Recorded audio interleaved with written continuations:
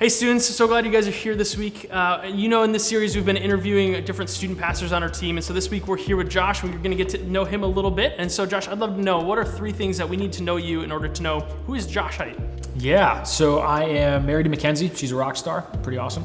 I got 2 little boys, Titus and Roman, rock stars in baby bodies. And I love fishing, and I love the 49ers. All right, there we go. What's your Starbucks order? Venti vanilla sweet cream cold brew with but a splash of sweet cream. Just a splash. Just a splash. Not much more. Just a splash. Guacamole or salsa? Guac. All right. Hawaiian pizza or candy corn? Trash. Disagree. Who's your favorite kid?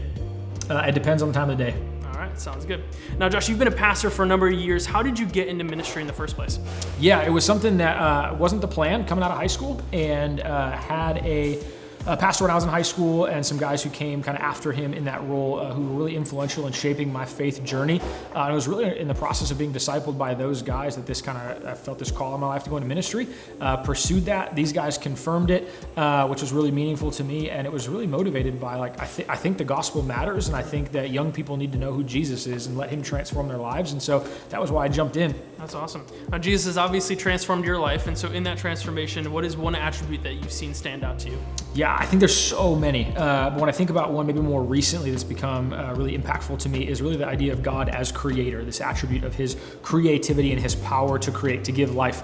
And obviously, probably early on in our faith, we hear about the creation account in Genesis. But really this idea of creator became a lot more personal recently in ways that were deeply meaningful to me. So this idea of God as creator, the one who gives life and sustains it, has been something that's been really impactful for me. Awesome. Thanks for sharing. Yeah. Students, we're going to get a chance to hear more from Josh right now on the attribute of creation, so enjoy the next few minutes. You're coming to recognize and celebrate God as creator, to really affirm this attribute of God, has been a bit of a journey for me. When I first came to faith, obviously I was familiar with the creation account in Genesis chapter 1, where the God of the universe speaks into the darkness and he creates light and life and order out of that. I'm sure it's a story a lot of you guys are familiar with, even if you haven't been around church for a super long time. But I think if you're like me, there's this moment where all of a sudden that story becomes a bit disconnected. It becomes this sort of conceptual story about once upon a time God did this really crazy thing, but then I lose sight of this idea of God as creator, as something that affects the way that I live day in and day out. And that was true for me. I got older and I got a job and I got married and I started having kids. And all of a sudden this idea of God as creator became something that was, I don't want to say unimportant, but just less significant. It wasn't something that was really shaping my day to day in ways that I think maybe it could have. And so, this idea of God as creator has really kind of come to the forefront of my life over the last sort of maybe 18 months in ways that have been really, really encouraging, just life-giving to my own walk with Jesus. You see, a few years ago, I got into the hobby of woodworking, and it wasn't something I ever thought I was going to do, but I had a neighbor who did this professionally. He quit his full-time job and did this out of his garage every day, and his passion for this hobby really excited me. And so I got into it, all thanks to Chad, and so I started with this pile of wood, right? And I started off just making really basic pieces of wall art, right? Like a blanket ladder or like those arrows that you hang on a wall or something like that, just really simple stuff. And then we started rehabbing furniture, and so we'd buy these nasty old pieces on garage sale and bring them into our house and basically rebuild them from the inside out. And then started trying my hand at building furniture from scratch. And this was something that was just a lot of joy. It was something I could do on my own. It was something I could bring my wife into and that she enjoyed doing. And I came to realize that one of the things I loved about it was the need to simply slow down. Life is crazy. It's really busy, right? And woodworking is something that you can't do aggressively. You can't do really quickly. You have to be slow and thoughtful. Every cut has to be precise. Every passing of the sandpaper over the rough wood surface has to be intentional and guided and thoughtful. And that was just a real gift to me. I just really enjoyed that about it. But soon after starting this hobby, some life circumstances transpired and life just got really busy. Just real crazy. And I don't know necessarily that life got any busier than it was before. It certainly felt like it did. But there was definitely a growing awareness of the fact that life just felt really busy. I was overwhelmed by it almost every day. I remember talking to my wife and just saying, I just can't figure out how to get control of life. It just feels so nuts all the time. So I started seeing a counselor. and I started going to counseling every week, and I'd sit down with this guy who loves Jesus and I trust, and we'd sit down and we'd talk, and we began to kind of sort through life. Why are you feeling so anxious? Why are you feeling so overwhelmed? Why are you feeling so stressed out? And we were in the middle of a session. We were talking some stuff through, and this idea, this really hit me like a ton of bricks. I realized that I had become convinced that my life was mine to build. And so I was chasing down all of this stuff, filling my days with activities and experiences and to-dos that would allow me to shape a life that I was comfortable with, a life that I wanted. Maybe even worse than that, there was oftentimes temptations to build my life in a way that matched what other people expected from me.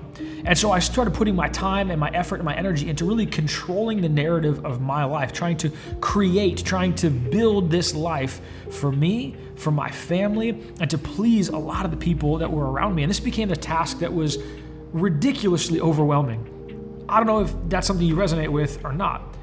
But I remember being struck by a passage in the Psalms. The Psalms are just a really amazing place to go to when you want to see sort of authentic worship on display. We get to see King David and others express their feelings, their thoughts toward God. And so I came across this passage in Psalm 100, verse 3. It says this: "Know that the Lord is God. It is He who made us, and we are His. We are His people and the sheep of His pasture. It is God who made me, and I am His." In the midst of feeling overwhelmed, trying to create my own life, God offers this truth that cuts through it all when He says, "You're mine." And that was something that ministered to me in that moment, has been something that has really changed the way that I see God since that moment, really since that time where it redefined this idea of God as creator. You see, the God who formed the heavens and the earth did that. He spoke light into existence. He spoke every creature into existence that we read about in Genesis chapter 1, but God also created me. Which again, this should be like, of course God created you, created everything, right? But I had allowed this to be something that became kind of disconnected, impersonal. I never really considered what it meant that God created me. You know, when I build something in the workshop, I take a pile of wood, a pile of lumber, right, that is somewhat purposeless, and we take it and we cut it down and we trim it and we sand it and we piece it together. And we do so with purpose and thoughtfulness and intentionality and care. God has done the same thing in forming me, in forming you, but with an infinitely greater precision and care and purpose because He's God.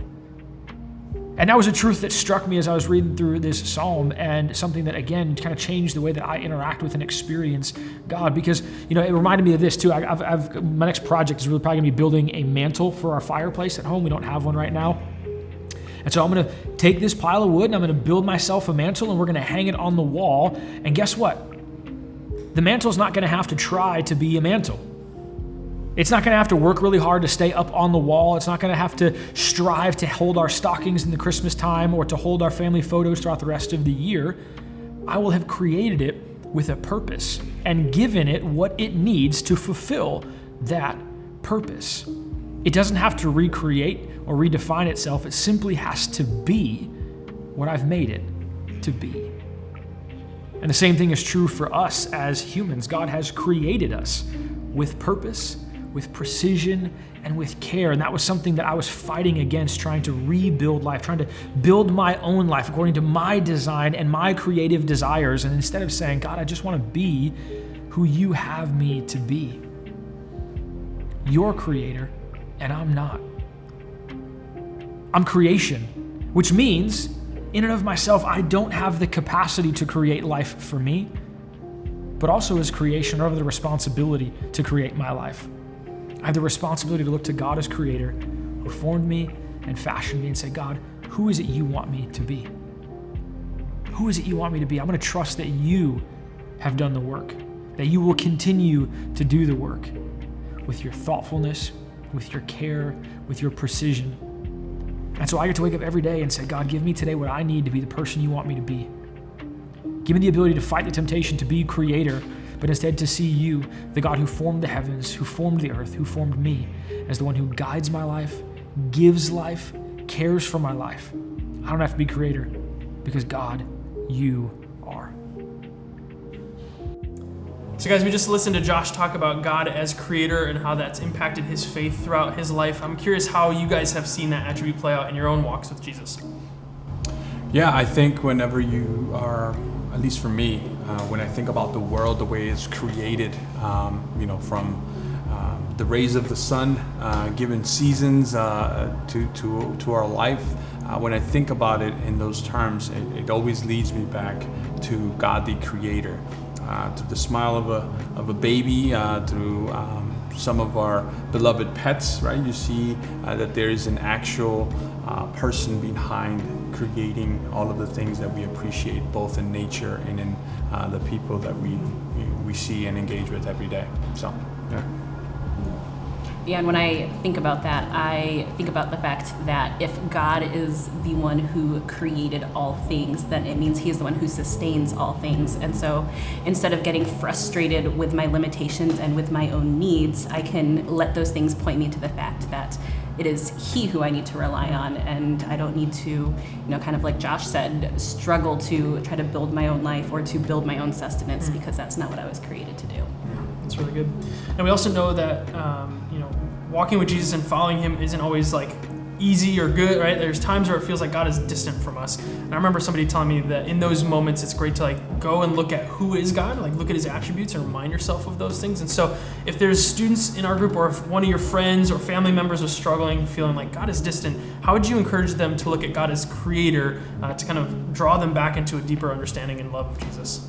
Sure. I'm reminded of the passage where God is speaking to the nation of Israel, and he asked the prophet to go down to the potter's house, right? And he is building a jar of clay, and kind of showing that example of that molding that happens, the selection of the clay and then molding it into a place. And so God is always at work in our lives as we continue to surrender our lives to Him and be mindful of letting those things over to Him. He is creating, molding us, and at times kind of reshaping us in the way that He sees fit. So That's really good, guys. Thanks for sharing that. Jess, what about you? What do you think?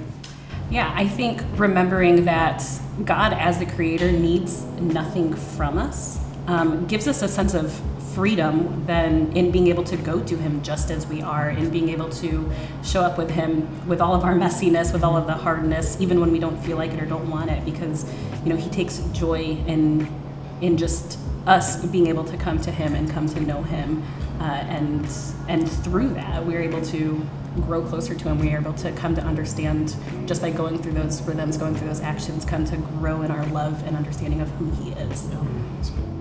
Students, we hope this has been a helpful example of what discussion around this idea looks like. You guys are going to go to your community groups now and talk more through that. So we would encourage you to press in and ask yourself, what does it mean for me to look at God as creator in my own life? How does that affect my own faith and my own love for Him? So we hope you guys have a great discussion. We love you, and we'll talk to you next week.